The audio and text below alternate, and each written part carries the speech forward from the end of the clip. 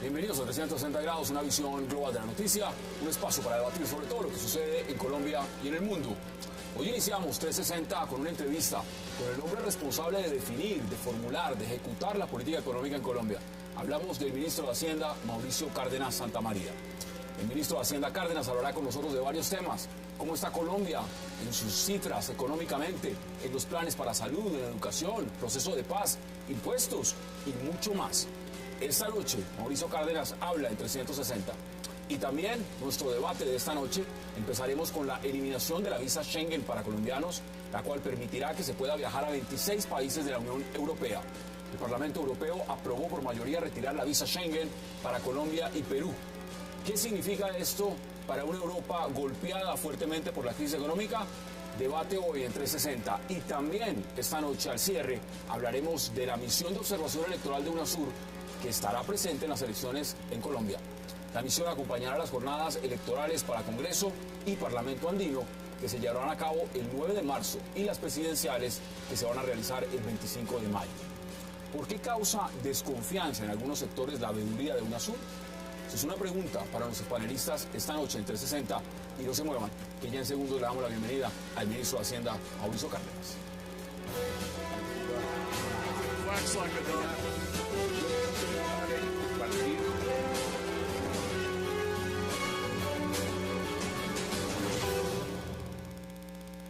Y antes de dar la bienvenida al ministro de Hacienda, Mauricio Cárdenas, quiero también aprovechar la oportunidad para rectificar una información. Ayer, leyendo titulares de este programa, yo dije al aire que la información de la agenda del ministro de Defensa, Juan Carlos Pinzón, en Washington, había sido filtrada por la Cancillería de Colombia, algo que no es cierto.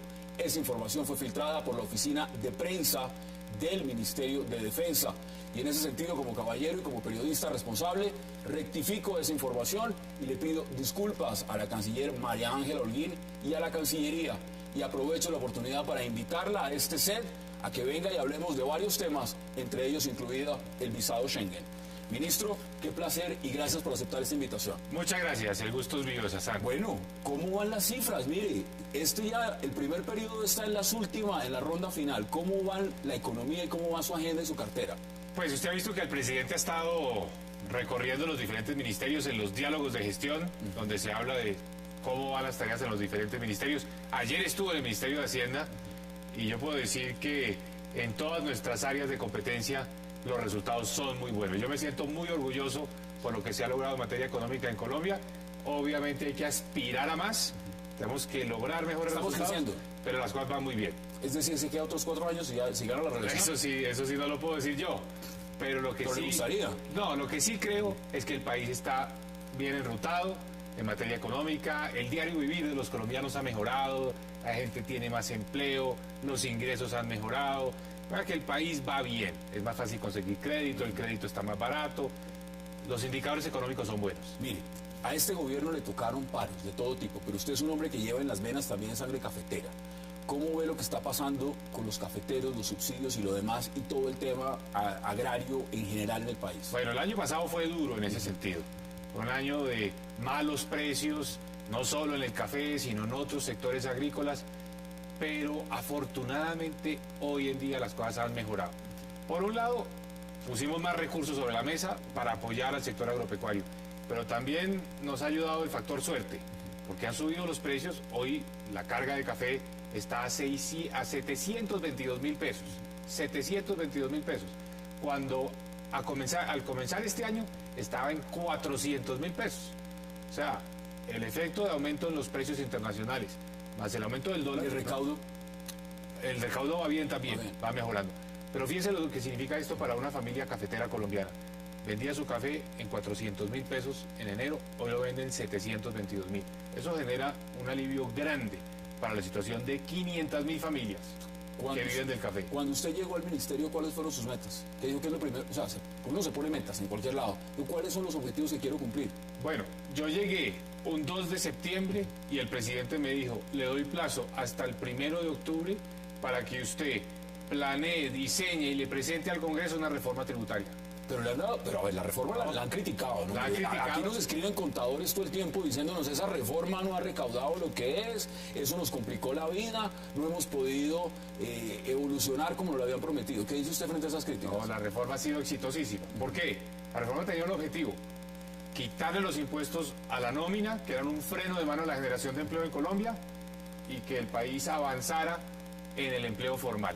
El año pasado el empleo formal creció al 9%. ¿Por qué?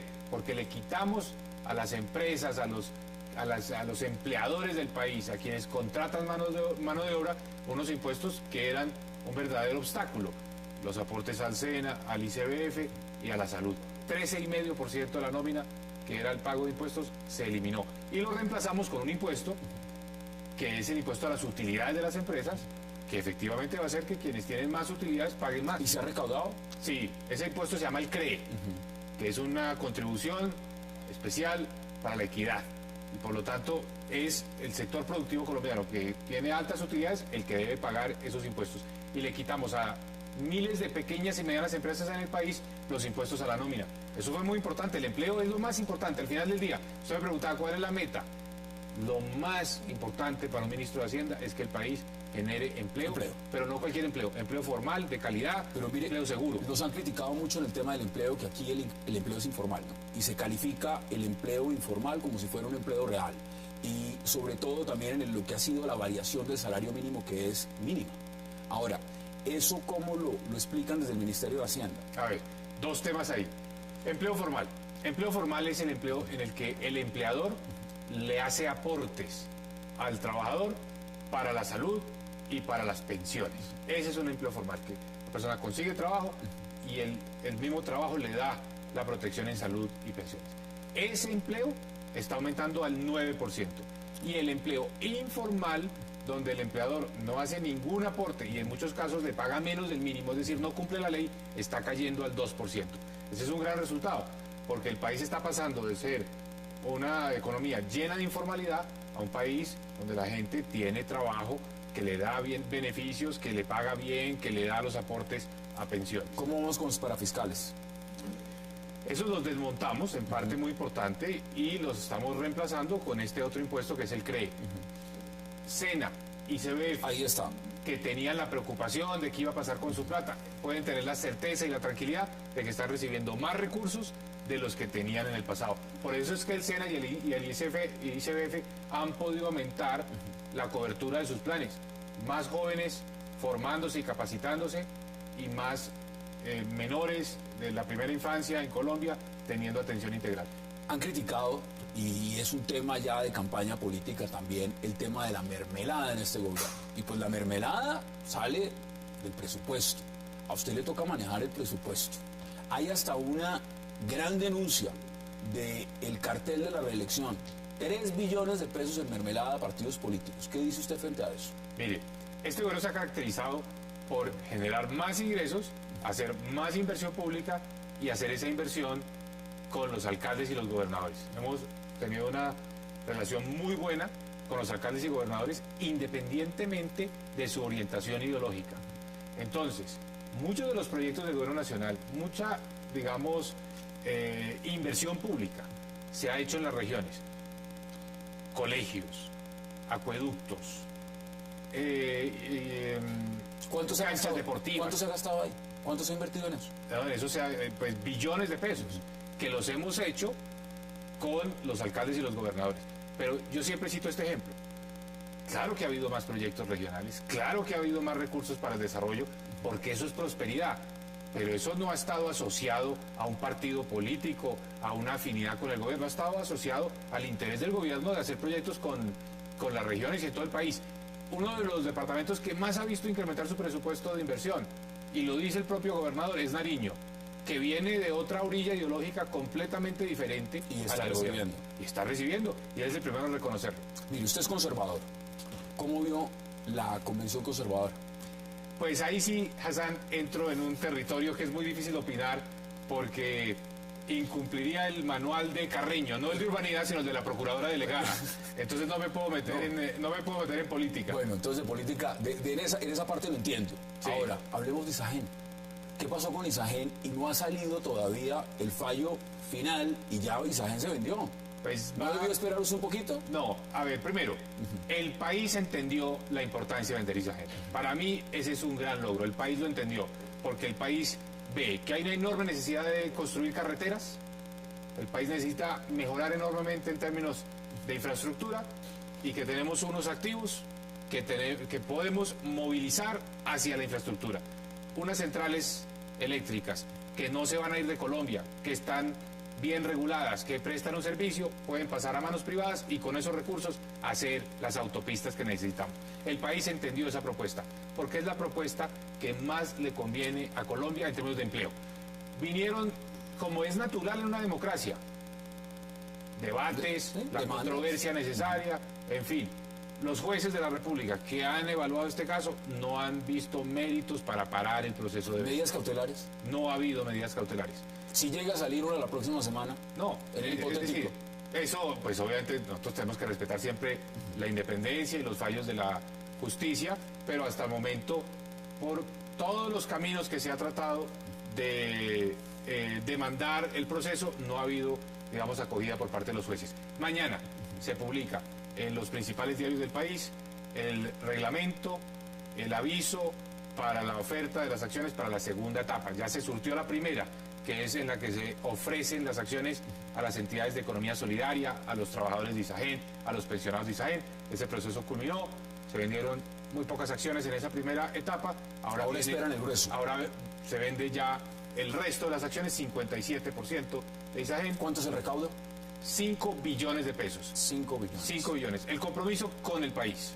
Esos 5 billones de pesos van a estar en una cuenta visible, sin utilizar un solo centavo, el 7 de agosto, con una única finalidad: apoyar el financiamiento de la infraestructura de transporte que necesita Colombia. Carreteras, mejor dicho. Carreteras. Eso es carreteras. Eso es básicamente carreteras.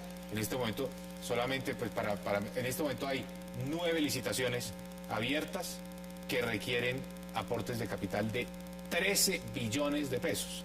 Isagen vale 5 billones de pesos. O sea, ya en este momento hay sobre la mesa licitaciones abiertas donde están concursando los diferentes proponentes por 13 billones de pesos. Vamos a otro tema. Las críticas frente a la revocatoria de Gustavo Petro, que usted no sacó la plata a tiempo, que el ministerio en este momento no disponía de los fondos, que eso es una triquiñuela, han dicho la defensa de Gustavo Petro y lo demás. ¿Cómo ve ese tema usted? Yo tengo que proteger el bolsillo de los colombianos. La tarea del ministro de Hacienda es proteger que los recursos de los contribuyentes se utilicen bien. La primera información sobre esta materia la recibí a finales de diciembre. El señor registrador nos solicitó 56.000 millones de pesos. Eso es mucha plata. Eso no se gira un cheque, mejor dicho, se saca de la noche a la mañana. No se puede. Entonces, yo le dije, señor registrador, entiendo esto, lo vamos a hacer, lo vamos a ver, pero por favor, revise ese presupuesto. Un referendo es una elección mucho más sencilla que la elección para el Congreso o la elección para la presidencia, porque un referendo es sí o no. Una sola hoja. Una sola cartilla. Entonces, no se necesitan, en Bogotá normalmente, para elecciones al Congreso, hay 11.000 mesas de votación. Entonces yo le dije, señor registrador, de pronto, no 11.000, no se necesitan 11.000. ¿Y la ley se las exige? No, esto ya es criterio de la registraduría. Entonces, ellos se fueron a revisar el tema. Volvieron hacia finales del mes de enero con un presupuesto de 35.000. O sea, bajamos de 56.000 millones son 20.000 a millones, 35.000 millones. Que nos ahorran a nosotros, a todos los contribuyentes. Entonces yo dije, muy bien, ahora sí, pongámonos en la tarea de conseguirle esa plata a la registraduría. Entonces, eso requirió de una adición al presupuesto de la registraduría, porque la registraduría no tenía los recursos, entre otras cosas, entre paréntesis le comento, porque la registraduría ya tenía 900.000 millones de pesos para las elecciones ordinarias de este año, porque vamos a usar por primera vez los mecanismos biométricos, es decir, que la persona pone su huella en un dispositivo y eso va a acabar con el uso de cédulas fraudulentas, etcétera. Entonces, 35.000 millones, finales de enero, que se girados a la registraduría hacia el 15 o 16 de febrero.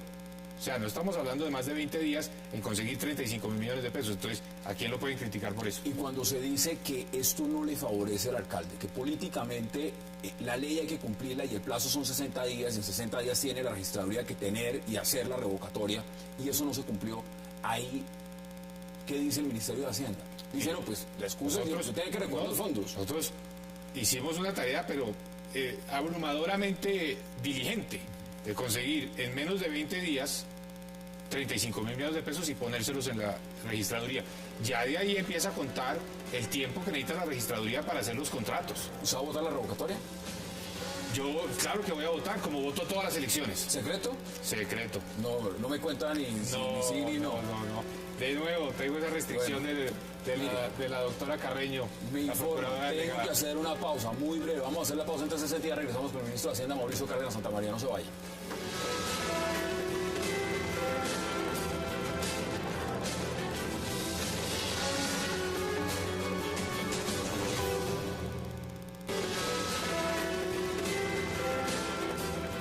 Regresamos a 360, en esta ocasión entrevistando al ministro de Hacienda, quien maneja el presupuesto de los colombianos, Mauricio Cárdenas Santamaría. Ministro, ¿cuánto cuesta la paz? Cuesta mucho, pero cuesta menos que la guerra. ¿Pero cuánto es mucho? No, es que es difícil decirlo, porque todavía, pues, Sabemos que la guerra es muy costosa. hay un proceso que está en marcha, se van haciendo acuerdos parciales, pero no hay nada acordado hasta que esté todo acordado. Entonces, hacer el cálculo es difícil, pero el país se tiene que preparar para invertir en la paz durante un tiempo largo. Esto no lo vamos a hacer de un año para otro, esto va a requerir inversiones. Cuando usted dice un tiempo largo. Una década. Una década. Una década. Una década. Una década donde hay que estar seguros de que vamos a tener unos recursos suficientes para hacer inversiones en el sector rural, todo el programa de reforma rural integral. Vamos a tener que hacer también mucho tema de atención de víctimas. La paz va a venir con un costo, pero la guerra cuesta más. Cuesta más. Un tema también que no quiero dejar pasar de lado, y eso tiene que ver con lo que pasó hoy en el Europarlamento, Schengen. ¿Cómo ve y qué significa eso también para el bolsillo de los colombianos? Porque eso es una noticia de inversión al exterior muy buena. Yo estoy feliz, y yo creo que todos los colombianos estamos felices. Es algo más que el simple hecho de no necesitar visa. Es un voto de confianza. ¿Eso es un triunfo de este gobierno, en su Es opinión? indiscutiblemente de la política exterior, de la diplomacia colombiana. Yo estoy Eso lo vamos a debatir ahorita. Sí, yo estoy lleno de orgullo porque como colombiano me parece que es como ir rompiendo con esas ataduras del pasado, donde nosotros tenemos un como complejo de las dificultades de Colombia. Es entrar ya en el mundo como somos un país grande, somos el tercer país de América Latina, esa es otra cosa reciente, somos la economía número 3 en América Latina, después de Brasil y México. Entonces, somos un país relevante, un país que es tenido en cuenta en la comunidad internacional, donde los colombianos podemos viajar sin visa, hoy entonces a la Unión Europea. A mí me parece que va más allá del hecho mismo de la visa, nos debe llenar de seguridad, de orgullo, de visión optimista del futuro de nuestro país. Ahora, en términos económicos, esto tiene impacto, porque muchas veces tenemos tratados de libre comercio, pero nuestros empresarios no pueden ir a vender sus productos porque no les dan visa. No les dan el trámite, exacto. Eso se queja mucho, por ejemplo, en el caso de Canadá. Y le hemos dicho mucho a los canadienses que flexibilicen el tema de Bueno, la el visa. canciller está hoy en Washington hablando con el secretario de Estado y le iba a proponer también el tema, a ver si a Colombia a futuro, un proceso más largo, también le levantan visa a los Estados Unidos. Entonces, si uno quiere ser coherente, tiene un tratado de libre comercio, pues tiene que ofrecerle la posibilidad que los empresarios de Colombia vayan a ofrecer sus productos a Europa. Me parece que ese es un paso muy importante. Genera confianza, genera ¿Son más cuántos inversión. países que estaríamos abriendo más o menos? 26. No, pero en total ya la totalidad de países son... Pues yo estuve revisando hoy una página de internet que hace como el mapa general mundial de visas. Nosotros estábamos como en el número 80, en el país número 80. El número 1 es Noruega, que es el país donde sus ciudadanos pueden viajar por el mundo entero sin visas. Nosotros estábamos de 80, o sea, éramos los países que tienen más requerimientos de visa. Ahora pasamos al puesto 60. O sea, esto es un salto grande. Yo creo que Colombia está, yo le doy una cifra a la Cancillería, que hay 50 países donde podemos ir sin visa. Obviamente la mayoría de Latinoamérica, Ahora Europa, Rusia, Turquía, Israel, Corea, que tiene esa relación tan especial con nosotros. Todos esos países son países donde no necesitamos visa. ¿Cómo es la Alianza Pacífico y lo que eso le ha significado al país en tema de su ministerio? Es impresionante, es como un sello. Se puso de moda el tema de la Alianza del Pacífico, el mundo entero está viendo en la alianza como el proceso de integración más exitoso. Y la razón, yo creo, es que es una de esas integraciones que se dan casi que por fuerza de la convergencia en la forma de pensar, en la forma de manejar las economías. Es decir, no hay nada forzado, todo se va dando. ¿Usted cree que eso es un bloque que le está compitiendo al Mercosur o son cosas aparte? Pues no es excluyente y no se está hecho en contra, no está hecho para oponerse a algo. Es más incluyente. Hay muchos países que aspiran a entrar y hay otros que quieren ser, digamos que observadores. Pero es innegable que la alianza es un bloque fuerte, 209 millones de personas, un mercado más grande que el de Brasil. Y yo creo que lo que genera más interés es que son países, o somos países muy parecidos, que vemos las cosas igual. Y eso hace que todo un proceso de integración sea mucho más fácil. Mire, ministro, yo todas las mañanas estoy en radio, escuchando radio, y usted está en todas las emisoras hablando de cifras, de números, de lo que sea, pero en su vida personal no le preguntan nada. ¿Quién es el ministro Mauricio Cárdenas, aparte de saber que estuvo en Fedesarrollo, que tiene maestrías, doctorados, es casado? ¿Cómo es su vida? ¿Cómo es la vida del ministro normalmente?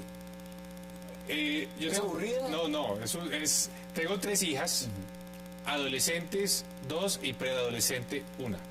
Entonces yo he dicho a todas las emisoras que por favor no me llamen entre las 6 y las 6:30 de la mañana, porque en ese rango mis hijas están saliendo para el colegio. Entonces siempre hay una tarea pendiente, un morral que no aparece. Entonces, por eso usted me va a ver en radio siempre a partir de las 6:30 de la mañana en punto. Antes nunca. Porque ahí es cuando salen las niñas para el colegio y entonces ya hay paz y tranquilidad para hablarle a sus colegas. ¿Cuánto mide, ministro? 1,94. Cédula de Usaquén, usando ese metro que tenían allá, que puede ser muy inexacto. En todo lo que lleva en su carrera, se nota que es un hombre mirando su perfil, que es un hombre que ha estado viviendo en el exterior y preparándose mucho en el exterior. ¿Ha pensado en volver al exterior o quiere quedarse en Colombia? A ver, yo tuve 2 etapas en el exterior. Una de estudiante, pero estudiante de doctorado. Yo hice mi universidad aquí en los Andes y muchos de mis amigos son los compañeros de universidad. Es que empezó muy joven.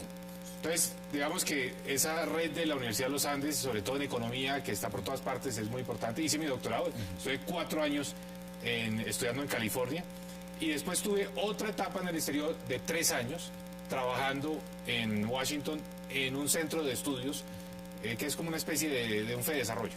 Entonces, esas han sido mis 2 etapas de estudiante y ahora recientemente estaba yo allá en esa institución que se llama Brookings. Y allá fue donde me llamó el presidente para proponerme que me diera ministro de Minas y Energía. Bueno, pero ahora sí, mire, nos queda menos de un minuto. Es claro que usted le apuesta a la reelección del presidente Santos. ¿Le apuesta a quedarse en el cargo? Si le dice quédese aquí de ministro de Hacienda 4 años más, ¿se le mide la tarea o quiere descansar? Mire, esas decisiones es mejor que las tome el presidente libremente. Sí, pero usted también debe tener su corazón. ¿Me interesa o no me interesa? No, lo que sí le puedo decir es esto. El país está, digamos, con unos objetivos muy importantes en materia económica. Nosotros estamos en ese momento del gran salto. O sea, esto de la visa es como un elemento que señala que Colombia va a ser un país desarrollado. Hacia allá vamos. Hacia allá es que... Entonces, hacer parte de ese proceso siempre será interesante en la condición que sea, afuera, dentro de un gobierno y apoyando a un presidente con el que me identifico plenamente. Coincido plenamente con su visión de país y con lo que está construyendo. ¿Quiere que la paz se firma? Yo creo que sí, soy optimista y el país la quiere. Y eso, más la infraestructura que estamos haciendo, nos pone en un crecimiento del 7% por año que hace que este país sea imparable. ¿Le faltó algo por hacer en este periodo, ministro? Muchas cosas. Dígame una que lo tenga pensando y que diga, mire, esto no lo puedo sacar adelante. Bueno, no ha terminado. Sí. No ha terminado porque todavía nos quedan 6 meses. Yo espero sacar unas leyes en esta recta final, cosas que estén pendientes. ¿Y ve al presidente reelecto? Ahí tampoco quiero meterme por el tema, es decir, no quiero entrar en conflicto con la Procuraduría, pero le digo qué quiero hacer. que creo que en el corto plazo... Dígame en 30 segundos. 30 segundos. El país necesita todavía avanzar más en materia de empleo. Tenemos que reforzar la educación. Me gustaría poderle conseguir más recursos todavía a la educación en Colombia, especialmente a mejorar la calidad. Ese es un gran reto. Eso requiere más recursos, requiere también compromiso de todos, educadores, rectores de los colegios, en fin, ese es un gran reto para Colombia y creo que es algo en lo que vale la pena apostar. Bueno, ministro, un verdadero placer que haya aceptado esta invitación a 360, que no sea la última vez, y mucha suerte en lo que le queda en este periodo. Y si gana la reelección, pues después seguiremos hablando. Pues muchas gracias, Hassan. Ha sido un verdadero gusto estar acá. Vamos a la pausa en 360 porque vamos a entrar a debatir sobre la Schengen y, por supuesto, UNASUR como veeduría electoral en las próximas elecciones en Colombia. No se vayan, ya regresamos.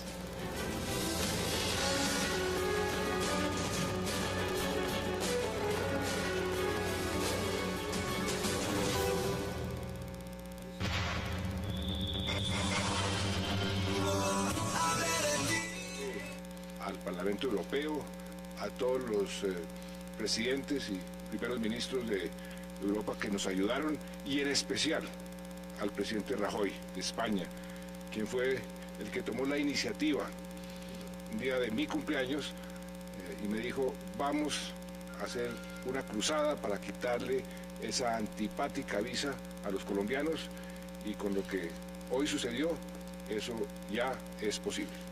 Se va a iniciar un proceso que toma tiempo. Ya Estados Unidos nos amplió el término de la visa a 10 años para no tener que hacer esa terrible y antipática espera en los consulados norteamericanos, pero lo que aspiramos es que también nos quiten ese requisito y los colombianos puedan visitar a sus familiares o puedan visitar Estados Unidos sin ese requisito.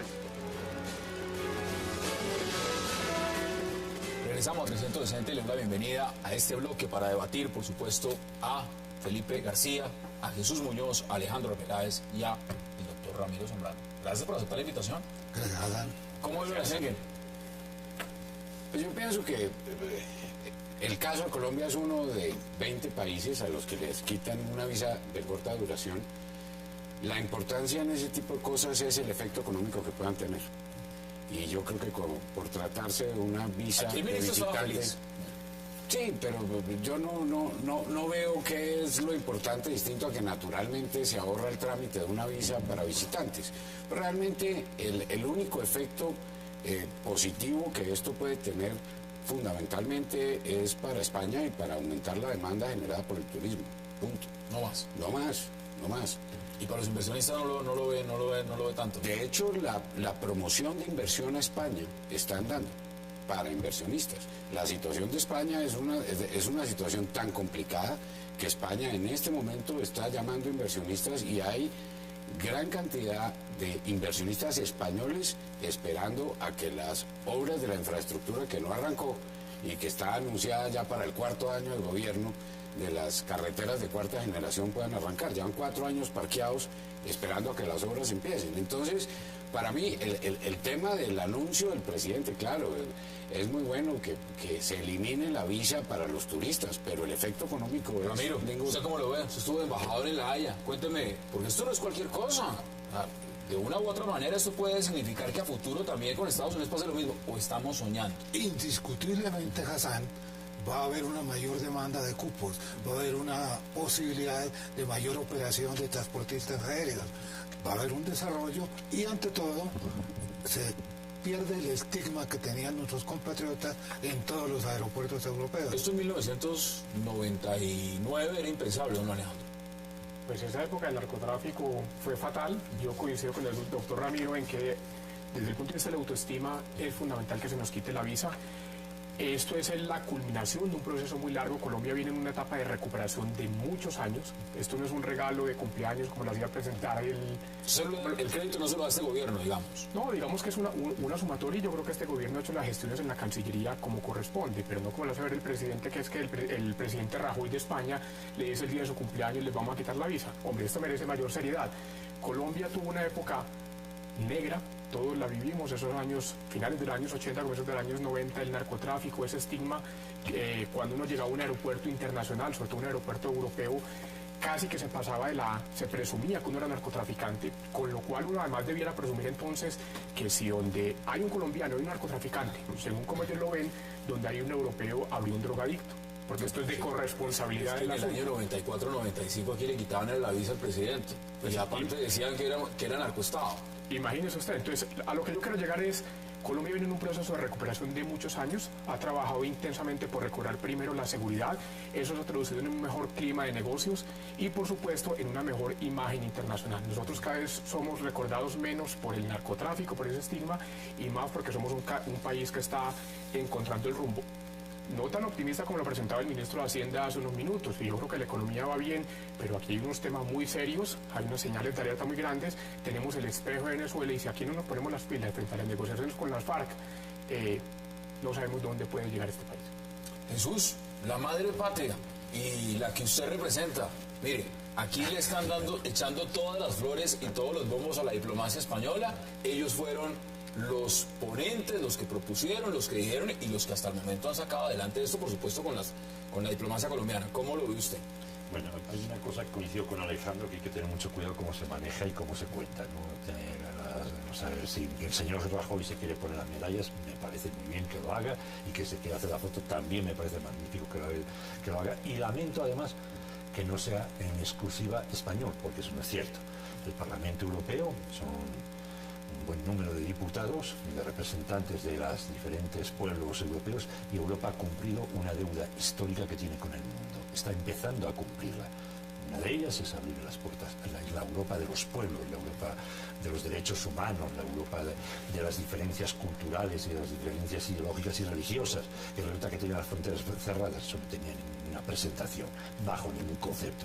Yo creo que Europa lo que ha hecho es algo muy sencillo, que es esa deuda, o sea, pagarla y empezar a hacer lo que hay que hacer. No es solo a Colombia, porque Colombia, Perú, es África, son los países árabes, etcétera, porque esa deuda es con todos los continentes. Y esa deuda hay que cumplirla y hay que hacerla. Magnífico que en ese proceso esté Colombia. Pero de ahí queramos hacer una foto, como muy bien señalado, estoy haciendo la caricatura, la amable caricatura del regalo de cumpleaños, no, es muchísimo más complejo, esto es más y es una evolución mucho más larga que todo eso. ¿Esto es más político que económico? Sin duda. Pero tiene un contenido económico para aquellos países de la Unión Europea que están en una peor circunstancia, quieren fomentar turismo, quieren fomentar inversión, y la única alternativa es abrir las puertas a numerosos países que se las habían cerrado de tiempo atrás, en muchos casos. Ver, si España no hubiera atravesado la crisis por la que está, 5,5 millones de desempleados, además, ¿hubieran abierto esta ventana, esta posibilidad? Recordemos el manifiesto de los intelectuales colombianos con referencia a España. Luego, el cambio en la posición española frente a las visas se originó justamente en una situación de orden económico. O sea, gracias a la crisis estamos nosotros con estos beneficios. Sí, ¿Se puede ver de esa forma o no hay que ser tan Es una bandera moral que quita el estigma, pero no tiene ningún impacto económico para el país. Bueno, ahora, para que finalicemos esto, porque quiero que hablemos de UNASUR, me parece importante mirar esto porque pues de una u otra forma la connotación para los colombianos da satisfacción saber que de pronto se puede viajar a Europa sin visa. ¿Cuáles son sus conclusiones sobre este tema, Alejandro? A ver, que se quite una traba, sacar una visa Schengen genera una cosa engorrosísima, y eso había que demostrar de todas las maneras posibles que usted no tenía la necesidad de viajar, que estaba tan bien en Colombia que no merecía, que no tenía necesidad de viajar. Yo creo que eso es importante, pero el punto fundamental que yo quiero destacar es que se nos quita o se nos comienza a quitar ese estigma. Nosotros nos pusieron visa justamente por el tema del narcotráfico, porque equivocadamente muchos países, la Unión Europea, partían de la base que donde había un colombiano había un narcotraficante. Vuelvo y repito, si ese es el orden de las cosas, entonces uno tendría que presumir en un escenario de corresponsabilidad que donde había un europeo había un drogadicto. Por supuesto que las cosas no son así, ni allá son drogadictos ni aquí todos somos narcotraficantes. Entonces se nos quita el estigma. Aquí estaba diciendo el ministro, ya somos la tercera economía de la región, ¿no? Eso como que también puede pesar, ¿o no, Jesús? Deme sus conclusiones. Vamos a hablar de UNASUR. La conclusión es, vuelvo y repito, no es un proceso largo, es una lucha larga.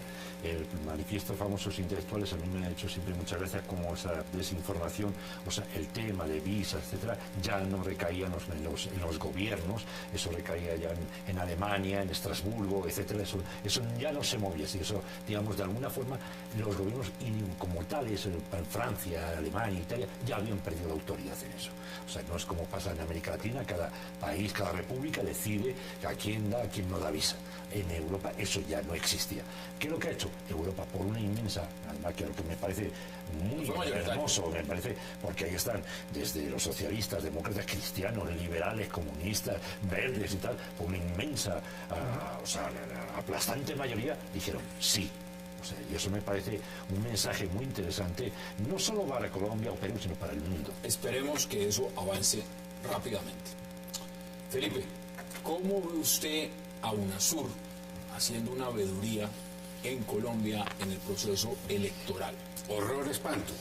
¿Le produce pánico inmediatamente? Pero, es decir, a mí me parece que Colombia hace mal frente al tema del proceso electoral. Como si la OEA, en primer lugar, ya no existiera si se tratara de una misión de observación electoral. Pero está la CELAC, ¿no? Sí, bueno, además de... Pero yo sí quiero recordarles, la misión de observación electoral de UNASUR, esta sería sus terceras elecciones, su tercera visita. Y la primera no fue nada más ni nada menos que las elecciones de Venezuela.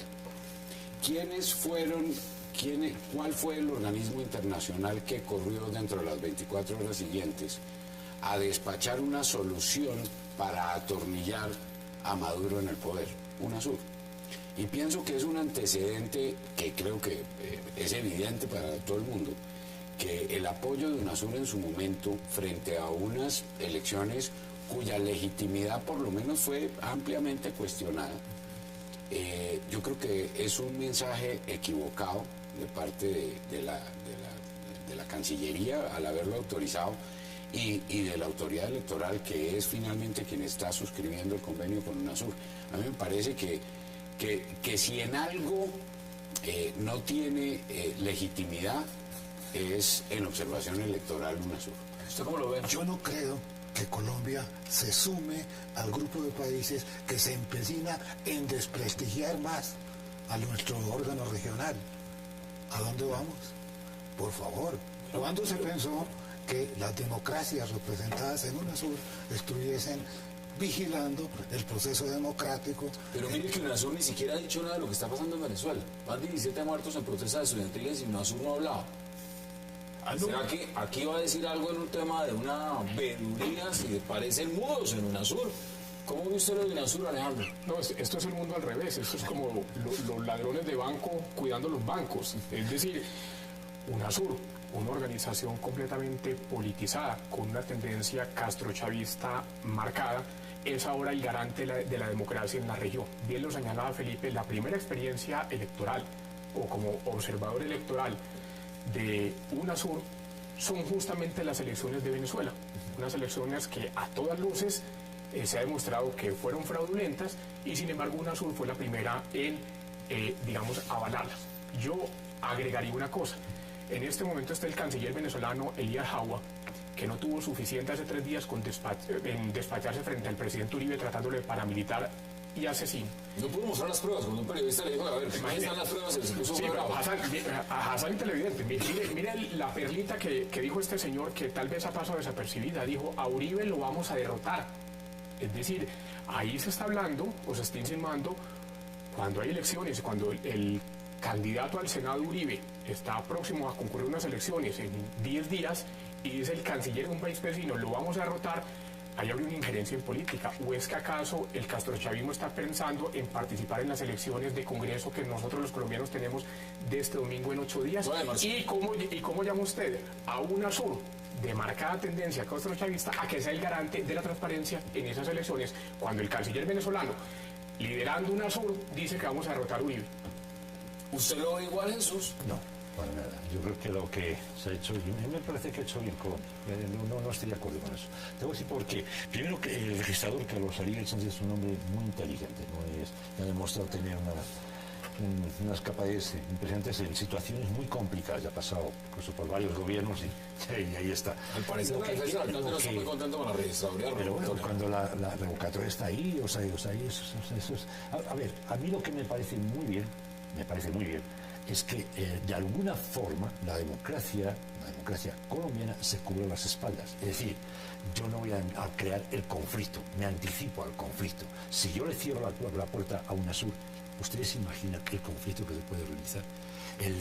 La apuesta constante de que la democracia está en entredicho, la izquierda colombiana no va a ser apoyada, eso es todo, va a ser un puchazo, una trampa. No, es una coartada, a mí me parece una coartada valiente, incluso. Al margen de lo que muy bien están debatiendo en torno a ciertos temas, pero hablo de ciertas situaciones que uno debe saber manejar en política. Decía una escena del Padrino muy interesante que decía, mantén cerca a tus amigos, pero más cerca a tus enemigos, ¿no? Y un poco lo que ha hecho el Estado colombiano. Se puede responsabilizar de lo que pasó en Venezuela únicamente UNASUR. A ver, allá está el tema del voto electrónico. Allá hay una señora que se llama Tibisay Lucena, que Tibisay allá hace más o menos con el Consejo Nacional Electoral lo que quiere. Bueno, aquí también. Bueno, pero entonces, ¿se puede uno responsabilizar únicamente de la veeduría? Pues eso es un tema interno. Eso es un tema interno en Venezuela. No. Está cooptado justamente por el gobierno hasta los organismos que vigilan las elecciones. De las elecciones no, porque UNASUR finalmente es un organismo eminentemente político y de conformación política. Lo que pasa es que el apoyo político fue definitivo en ponerle punto final a una situación que, terminadas las elecciones, se le empezó a salir de las manos al gobierno de Venezuela. Pero finalmente la legitimidad inmediatamente internacional. Claro, pero es política. Por supuesto que no puede intervenir en las elecciones, como no lo hizo allá, tampoco lo puede hacer acá, directamente en la operatividad de las elecciones. Por eso es una comisión de observación.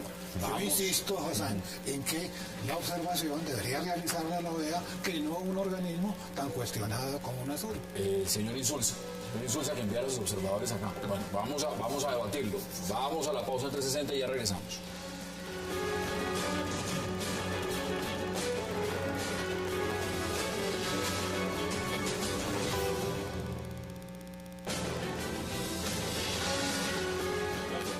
Regresamos a 360 y pues hablando de lo que significaría esa veeduría, la veeduría de UNASUR, el proceso electoral en Colombia. ¿Usted quería agregar algo, Alejandro? Porque lo vi que está diciendo, no solo, yo dije Tibisay Lucena y usted dijo aquí es igual. Usted dijo acá es igual. Bueno, yo lo digo, los televidentes saben, el expresidente Uribe está de candidato al Senado por el Partido Centro Democrático. Quienes pertenecemos a ese movimiento político, pues estamos en proceso para constituirnos un partido, hemos padecido toda serie de trabas. Entonces, ¿cómo les fue bien? No fue bien. Lo único que prohibía la ley es el uso de símbolos patrios en el logo. Símbolos patrios son la bandera y el himno. A Uribe lo queremos mucho, pero no es un símbolo patrio. Presentamos un logo, nos lo rechazaron. Presentamos un segundo logo, nos lo rechazaron, sin ningún argumento. Entonces uno dice, presentamos el nombre Uribe Centro Democrático, nos lo rechazaron. Presentamos el nombre Uribismo Centro Democrático, nos lo rechazaron. Entonces uno dice, aquí el Consejo Nacional Electoral, ¿a qué está jugando? Uno encuentra todo. UNASUR a hacer la veeduría. ¿Cómo le parece? ¿Usted se imagina, Hassan, donde, como esperamos, el Centro Democrático, el nuevo movimiento político, el nuevo partido político del expresidente Uribe, tenga un éxito marcado en estas elecciones, como lo reflejan las encuestas? ¿Qué irá a decir UNASUR? ¿Que fueron unas elecciones completamente transparentes o justamente su archienemigo, el expresidente Uribe, que simboliza una ideología democrática? ¿Se cree que ellos lo van a aceptar? No sé, ¿se lo ve tan dramático, Jesús? Yo creo que no, para nada. Hay que preguntar también si el Consejo Nacional Electoral tienen diseñadores de alto tourniquet, ¿no? A lo mejor no les gustaban los diseños. Acuérdense que elige a los magistrados, entre comillas, magistrados del Consejo Nacional Electoral, porque pues claro, no son los togados, ¿no? Yo creo que, Alejandro, que no, o sea, no es tanto, y vuelvo y es más una jugada que me voy a adelantar a que mañana. ¿Qué ocurre?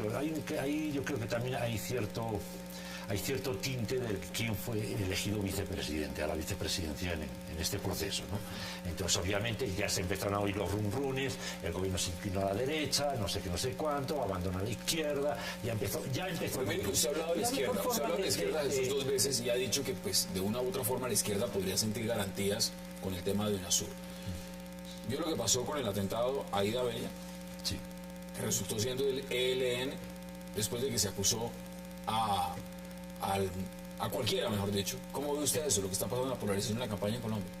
No, pero el tema de ir a Abella yo creo que es mucho más complicado que Es eso. más complicado. No, eso de salario y tal, no, el ELN.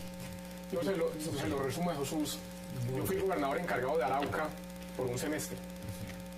En Arauca es frontera, tiene más de 200 kilómetros de frontera con la República Bolivariana de Venezuela, con el estado Apure. Después fui viceministro de Defensa. Y por toda la información de inteligencia sabíamos que el ELN y el Frente Décimo de las FARC atacaban en Colombia y siempre se refugiaban en Venezuela. Siempre Venezuela ha sido su retaguardia. ¿Qué encuentra uno con el atentado de David Abella? Primero que mintieron, porque el ELN salió a decir que no, que ellos no habían sido. Y hoy en un comunicado lo reconocen.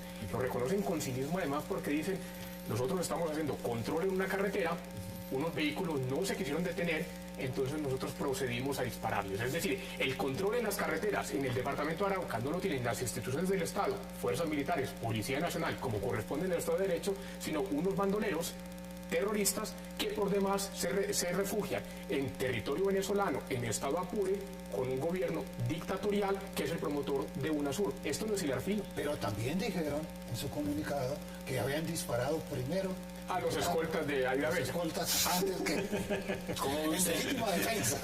Felipe, ¿Desde cuándo se están escondiendo en Venezuela, en Ecuador, en las fronteras, en Perú? O sea, ¿desde cuándo? Desde que está el chavismo, yo llegué aquí en el año 98, 97 y ya estaban allá.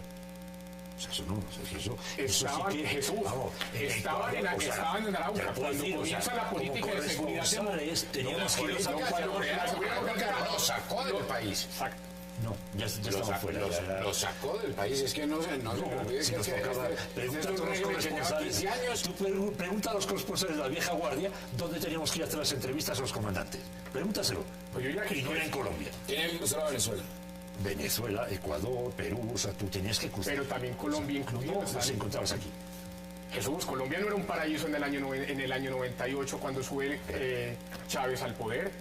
Colombia estaba en un proceso de negociación con la guerrilla de las FARC en el Caguán, proceso de negociación que le sirvió a la guerrilla para fortalecerse militarmente y sobre todo políticamente.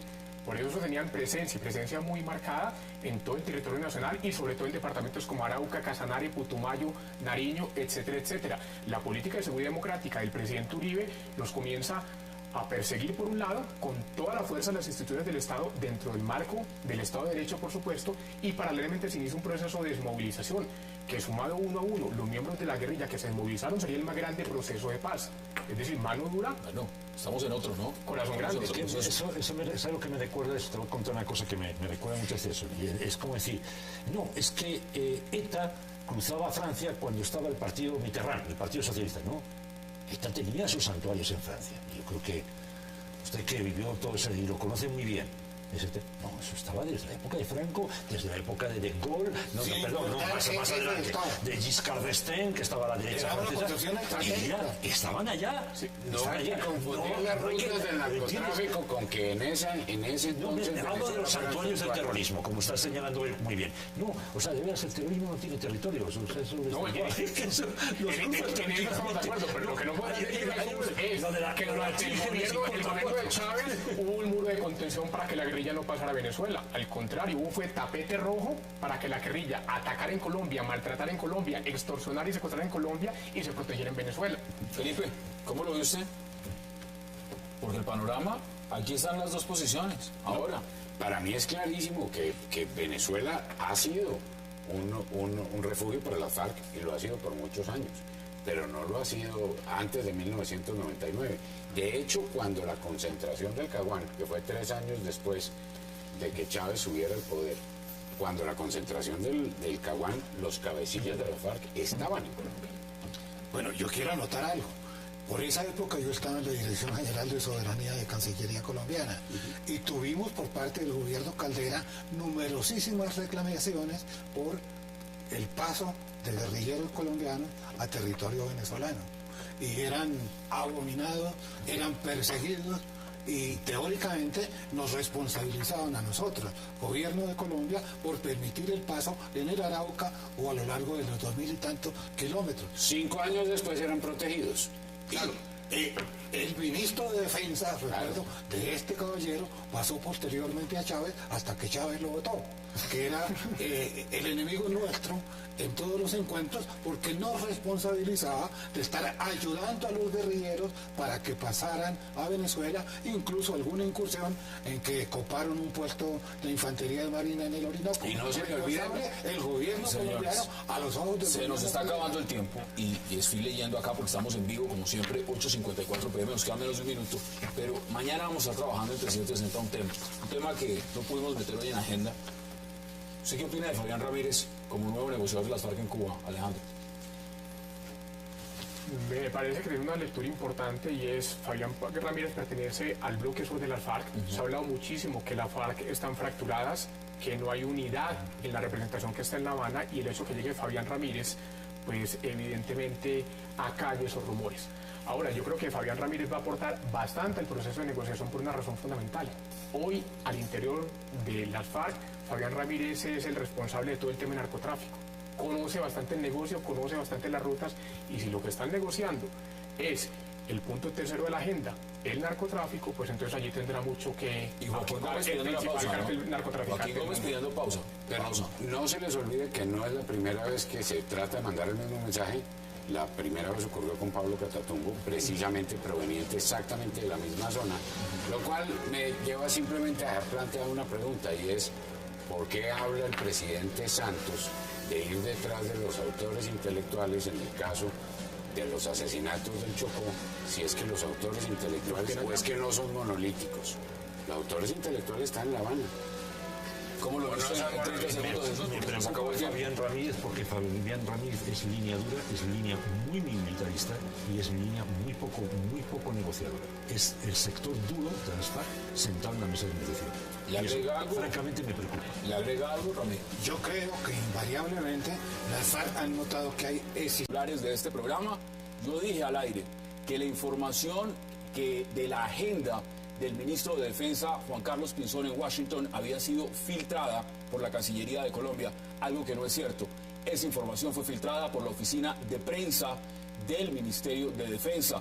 Y en ese sentido, como caballero y como periodista responsable, rectifico esa información y le pido disculpas a la canciller María Ángela Holguín y a la Cancillería. Y aprovecho la oportunidad para invitarla a este set a que venga y hablemos de varios temas, entre ellos incluido el visado Schengen. Ministro, qué placer y gracias por aceptar esta invitación. Muchas gracias, el gusto es mío, Sassán. Bueno, ¿cómo van las cifras? Mire, el primer periodo está en en la ronda final. ¿Cómo va la economía y cómo va su agenda y su cartera? Pues usted ha visto que el presidente ha estado recorriendo los diferentes ministerios en los diálogos de gestión, donde se habla de cómo van las tareas en los diferentes ministerios. Ayer estuvo en el Ministerio de Hacienda y yo puedo decir que en todas nuestras áreas de competencia los resultados son muy buenos. Yo me siento muy orgulloso por lo que se ha logrado en materia económica en Colombia. Obviamente hay que aspirar a más, tenemos que lograr mejores Estamos resultados, creciendo. pero las cosas van muy bien. Es decir, se queda otros 4 años y ya si gana la reelección. Eso sí no lo puedo decir yo, pero lo que ¿Pero le sí... gustaría? No, lo que sí creo es que el país está bien enrutado en materia económica, el diario vivir de los colombianos ha mejorado, la gente tiene más empleo, los ingresos han mejorado, para que el país va bien, es más fácil conseguir crédito, el crédito está más barato, los indicadores económicos son buenos. Mire, a este gobierno le tocaron paros de todo tipo, pero usted es un hombre que lleva en las venas también sangre cafetera. ¿Cómo ve lo que está pasando con los cafeteros, los subsidios y lo demás y todo el tema agrario en general en el país? Bueno, el año pasado fue duro en ese sentido, fue un año de malos precios, no solo en el café, sino en otros sectores agrícolas, el impuesto a las utilidades de las empresas, que efectivamente va a hacer que quienes tienen más utilidades paguen más. ¿Y se ha recaudado? Sí, ese impuesto se llama el CRE, que es una contribución especial para la equidad. Y por lo tanto es el sector productivo colombiano que tiene altas utilidades el que debe pagar esos impuestos. Y le quitamos a miles de pequeñas y medianas empresas en el país los impuestos a la nómina. Eso fue muy importante, el empleo es lo más importante. Al final del día, usted me preguntaba cuál es la meta.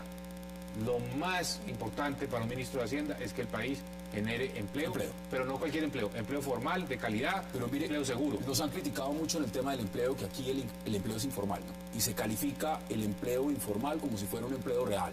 Y sobre todo también en lo que ha sido la variación del salario mínimo, que es mínima. Ahora, ¿eso cómo lo explican desde el Ministerio de Hacienda? A ver, Dos temas ahí. Empleo formal. Empleo formal es el empleo en el que el empleador le hace aportes al trabajador para la salud y para las pensiones. Ese es un empleo formal, que la persona consigue trabajo y el mismo trabajo le da la protección en salud y pensiones. Ese empleo está aumentando al 9%. Y el empleo informal, donde el empleador no hace ningún aporte y en muchos casos le paga menos del mínimo, es decir, no cumple la ley, está cayendo al 2%. Ese es un gran resultado, porque el país está pasando de ser una economía llena de informalidad a un país donde la gente tiene trabajo, que le da bien beneficios, que le paga bien, que le da los aportes a pensiones. ¿Cómo vamos con los parafiscales? Esos los desmontamos en parte muy importante y los estamos reemplazando con este otro impuesto que es el CRE. SENA y CBF, Ahí está. que tenían la preocupación de qué iba a pasar con su plata, pueden tener la certeza y la tranquilidad de que están recibiendo más recursos de los que tenían en el pasado. Por eso es que el SENA y el ICF, pero afortunadamente hoy en día las cosas han mejorado.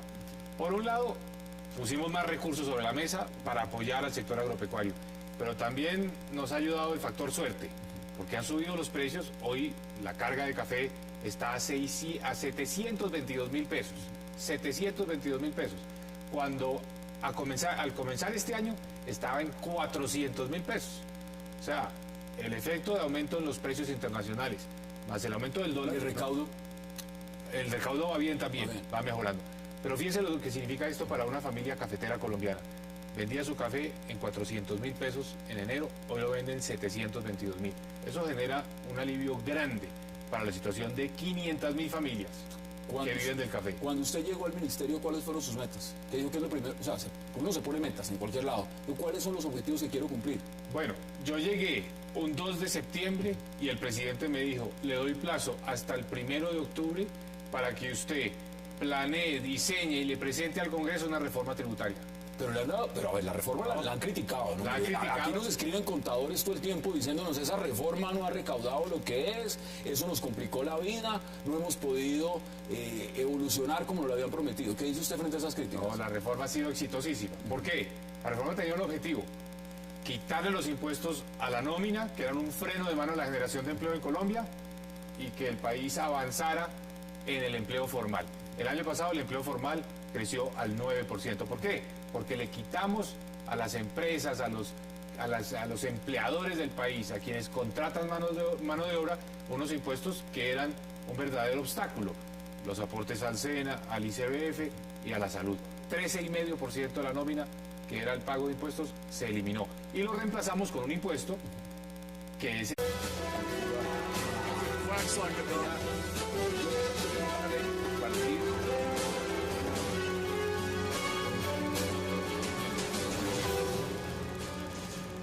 Bienvenidos a 360 grados, una visión global de la noticia, un espacio para debatir sobre todo lo que sucede en Colombia y en el mundo.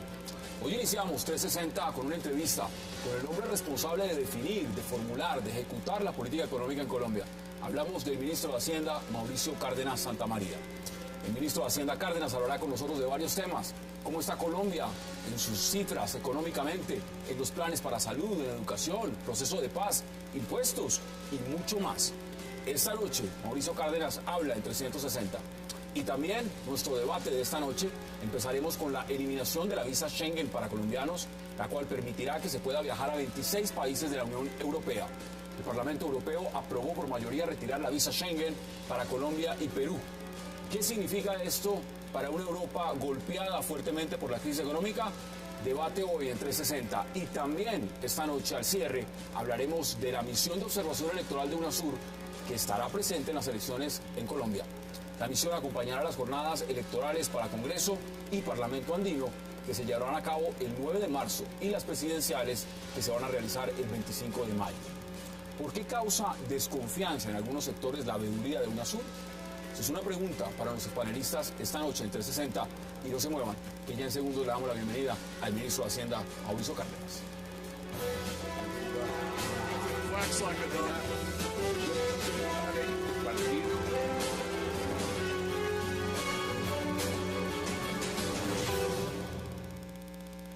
Y antes de dar la bienvenida al ministro de Hacienda, Mauricio Cárdenas, quiero también aprovechar la oportunidad para rectificar una información. Ayer, leyendo titulares, Y ICBF han podido aumentar la cobertura de sus planes. Más jóvenes formándose y capacitándose y más menores de la primera infancia en Colombia teniendo atención integral. han criticado, y es un tema ya de campaña política también, el tema de la mermelada en este gobierno. Y pues la mermelada sale del presupuesto. A usted le toca manejar el presupuesto. Hay hasta una gran denuncia del cartel de la reelección. 3 billones de pesos en mermelada a partidos políticos. ¿Qué dice usted frente a eso? Mire, este gobierno se ha caracterizado por generar más ingresos, hacer más inversión pública y hacer esa inversión con los alcaldes y los gobernadores. Hemos tenido una relación muy buena con los alcaldes y gobernadores independientemente de su orientación ideológica. Entonces, muchos de los proyectos del gobierno nacional, mucha, digamos, inversión pública se ha hecho en las regiones. Colegios, acueductos, ¿Cuánto se ha canchas gastado? deportivas. ¿Cuánto se ha gastado ahí? ¿Cuánto se ha invertido en eso? Eso sea, pues billones de pesos que los hemos hecho con los alcaldes y los gobernadores. Pero yo siempre cito este ejemplo. Claro que ha habido más proyectos regionales, claro que ha habido más recursos para el desarrollo, porque eso es prosperidad. Pero eso no ha estado asociado a un partido político, a una afinidad con el gobierno, ha estado asociado al interés del gobierno de hacer proyectos con las regiones y en todo el país. Uno de los departamentos que más ha visto incrementar su presupuesto de inversión, y lo dice el propio gobernador, es Nariño, que viene de otra orilla ideológica completamente diferente Y está a la del recibiendo. gobierno. Y está recibiendo, y él es el primero en reconocerlo. Mire, usted es conservador. ¿Cómo vio la convención conservadora? Pues ahí sí, Hassan, entro en un territorio que es muy difícil opinar porque incumpliría